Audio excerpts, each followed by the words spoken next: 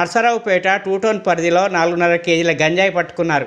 ఈ సందర్భంగా మీడియా సమావేశంలో నర్సరావుపేట డీఎస్పీ నాగేశ్వరరావు మాట్లాడుతూ, చంద్రబాబు నాయుడు కాలనీలో గంజాయి అమ్ముతున్న ఉప్పుతోళ్ల తిరుపతయ్య అనే వ్యక్తిని అదుపులోకి తీసుకొని కేసు నమోదు చేసి పోలీసులు ఒక స్కూటీ సీజ్ చేశామని, స్టూడెంట్స్ మరియు రిక్షా నడుపుతున్న వారికి గంజాయి అమ్ముతున్నట్లు గుర్తింపు విశాఖపట్నం నుండి తెచ్చి నర్సరావుపేటలో గంజాయి అమ్ముతున్నట్లు ఉప్పుతోళ్ల తిరుపతయ్యను అదుపులోకి తీసుకున్నాం అని తెలిపారు.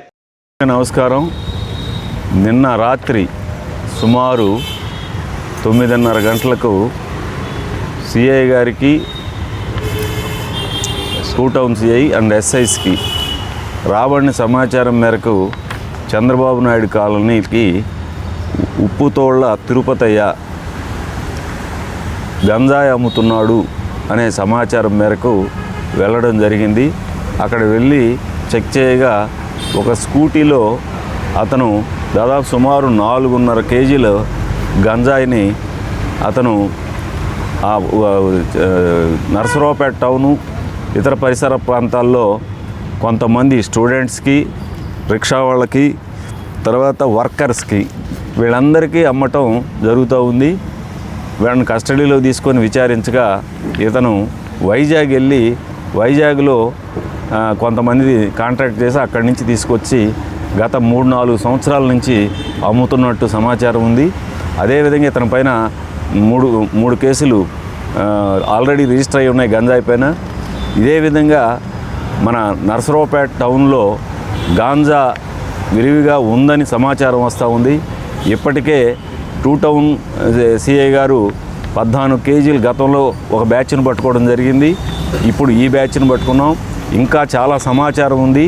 కొంతమంది ముసుగులో ఈ యొక్క గాంజా విచ్చలవిడిగా అమ్ముతున్నారని వైజాగ్ నుంచి తీసుకొచ్చి సోర్స్ ఆఫ్ ఇన్ఫర్మేషన్ కూడా పెట్టున్నాం.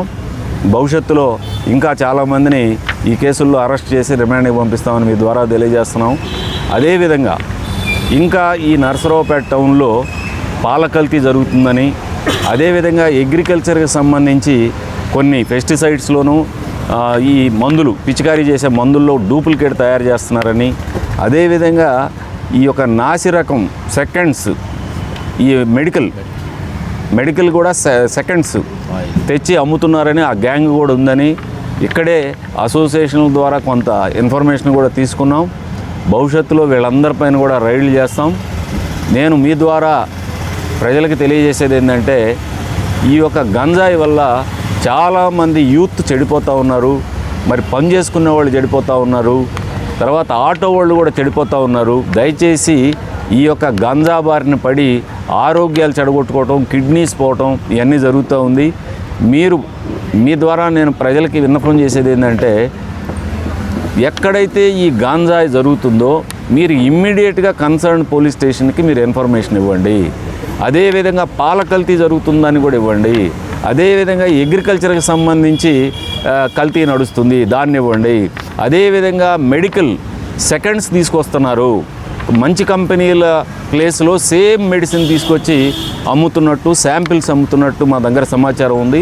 కాబట్టి మీరు ప్రజలు తలుచుకుంటే పోలీసు వ్యవస్థకు ఇన్ఫర్మేషన్ ఇస్తే ఇంకా ఎన్నో మంచి పనులు చేసి మీ యొక్క దీన్ని మేము పొందుతాము, ప్రజల యొక్క మన్నలను పొందుతాం.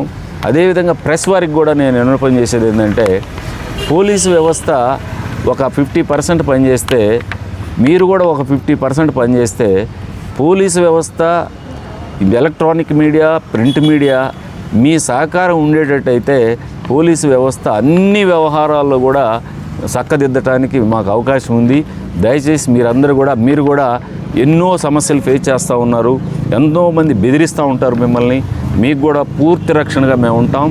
మీరు కూడా ఈ సమాజంలో ఉన్న రుగ్మతల్ని రూపుమాపటానికి మీ వంతు మీరు కృషి చేయాలని చెప్పేసి ఆ విషయంలో పోలీస్ సహకారాన్ని మీరు తీసుకొని మీరు ఈ సమాజాన్ని, ఈ నర్సరావుపేట టౌన్ కానీ రూరల్ ఏరియాని మరి చక్కదిద్దటానికి తోడ్పడాలని నేను కోరుకుంటున్నాను.